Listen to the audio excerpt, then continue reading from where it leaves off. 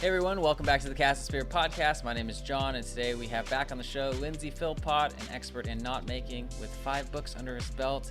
You can find more information about him at thenotguy.com. Today we are going to cover all things splicing. Welcome to the show, Lindsey. Thank you, John. Very good to be back. So please educate us on splicing. I have no clue where to even begin. Splicing is one of those techniques that people look at as a mystery, and not without some due cause either, because really what it does is to take multiple pieces of line and join them together. Previously, the only way in which we've known about multiple pieces of line being joined together might be when we're looking at the structure of, say, a woven cloth or fabric of some sort, a canvas or a tablecloth or a cushion cover or something of that nature, where we just go over and under, over and under, over and under. And that allows us then to maximize the amount of surface that is being put together to create friction. And friction is the word that we want to think about when we think about splicing. So there's many different ways of splicing. We can form an end splice. We can form a short splice, a long splice, an eye splice, a brummagem splice. There are all kinds of ways in which we can put line into itself or into another piece of line that will enable it. You cannot splice monofilament line. Monofilament means exactly that, mono, one piece of line. You can't splice one piece of line into one piece of line because there are no holes in it. What you can do is to wrap it over itself, and that produces an overhand knot perhaps, or double overhand, triple overhand, quadruple overhand, but that's not the same as splicing. Splicing relies on there being multiple filaments. So multi-filament is what we're going to be working with. If we're going to want to form an end on a piece of line, and we don't do this very often in fishing, but if you want to form the end of a piece of line, then you can splice back into your own piece of multi-filament the ends of the strands or fibers that form that multi-filament. That sounds like it's difficult to do, but in essence, all you're doing is you're tucking something back into itself. And once you've tucked it back into itself, it holds and it forms a stubby end to a line. Well, that's good, but where are we going to use it? We're probably not going to use it very often. The next most common one is the eye splice, where we want to form an eye in a piece of line. And maybe the eye is something that we want to form here into itself, and we want to join the two parts together. This is 3-strand line, and in order to be able to splice it, what we have to do is to first of all take it apart and make individual strands out of it, and then tuck those individual strands into the places in between which those strands are on the other section of line. That all sounds very complicated, but really it's just a question of tucking one piece over and under another, and then under and over another, so that you're maximizing the weave, if you will, of the piece of line. When you do that, then you are spliced, and you leave the loop large enough to perform whatever function you have, whether that's an eye splice through the circle of a hook, or if it's a eye splice to attach a piece of line to from the ship to the dock. Either way, making an eye in the end of the line relies on tucking the individual strands one into the other and being able to form an eye. What about the other one then, the short splice? Well, that's where we want to take 2 pieces and we want to bring them together and join them. Now you can see what I did with my fingers, and you do it with your fingers a lot, is to tuck them one in between the other. And that's exactly what we do with the short splice, is that we tuck them one in between the other, usually with 3-strand line. Then we've got 3 pieces that we tuck into each other, and then we start going over and under on the other strands.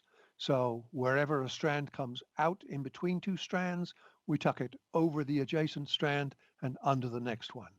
And we keep on doing that until we've got enough tucks made. How many is enough? Well, if we're making it in an organic fiber like jute or manila or hemp, then 3 tucks are sufficient. If we're doing it in a piece of polyester, then 4 tucks are sufficient.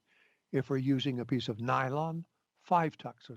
If we're using a piece of polypropylene, 7 tucks is what is required. Well, that seems like a lot of work, and it is for where we're tucking one inside the other. So what's the next one?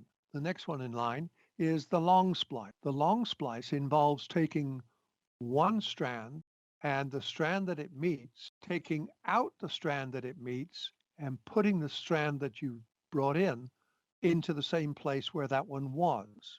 So you're replacing one strand with the strand of another one. So that in essence, what you're doing is you're putting the strands one on top of the other like that. As you do so, you get to the end and you've got enough wraps in your piece of line, then you simply make a tuck like you would with a short splice. Brummagem splice, you take the entire piece of multifilament and you stuff it through itself, thereby making a small loop. Then you take the original part and you stuff that through itself, and that gives you 2 looped pieces that then hook to each other and form a very strong bond. So Brummagem splice, it's really a question of looking at whether or not you are trying to form the Chinese finger puzzle trick and you're trying to stop things from moving past each other, or whether you're doing some actual physical tucking of one into another, or you're doing some replacing. So replace, tuck, or bury. Here's a word of warning or caution, if you will. If you're doing a bury form of splice, then what you need to do is to ensure that you don't allow it to relax. You know that the only way to get out of a Chinese finger puzzle is to relax. That allows you then to take the piece out. If you are intending to make a multifilament bury splice, do make sure to do some stitching using some fine multifilament thread, 0.1 millimeters or finer, so as to be able to sew through all of the multifilament structure that you are burying the other piece of line in. That way then it will stay together. You can also take 2 pieces, you can bury one inside the other part way down and then take the tail of the first one and bury it inside the second one, so that you've now got 2 pieces that are buried inside each other, and then do stitching on one side and on the other side. That will allow you to put 2 pieces of multifilament together and extend them if you need to. So that's another form of splicing. So for the guys who are doing big game and they want to splice their braid line to, their leader, is there a one that you recommend over another methodology wise, or is it just the Chinese finger trap and it's, you know what I mean? Like Chinese finger trap and stitching. and stitching. Chinese finger trap and stitching will work every single time. Okay. And having a sufficient depth of bury is going to be vital to getting the greatest amount possible of friction. Once the Chinese finger trap starts pulling, once it's in tension, it's not going to let go, provided you got enough bury. There's no point in having an inch of bury if what you really need is 4 inches of bury. So that's exactly where I was going to try to get to, is how far is there like a rule of thumb? It's like 10x the diameter of the mono, or is it something? Not mono, but of anything that you're going to tuck inside, then you want to go 25 times the diameter. 25 times. Okay. 25 times.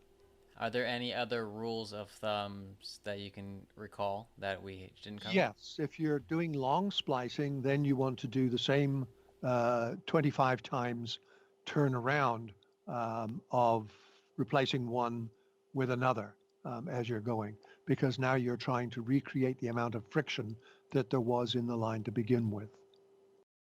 Well, I think that was a masterclass in splicing, guys. I hope you found that helpful. Tomorrow is our final episode with Lindsey, and we are going to be talking about discovering new knots that haven't been invented. Is it even possible? So come back tomorrow, and until next time, see you on the next one. Hey, one more thing before you go. If you're on the socials, the Instagrams, the TikToks, the other platforms, follow us, say hi, at Cast and Spear all over the place. That's at CASTANDSPEAR. I'll see you over there. Chat soon.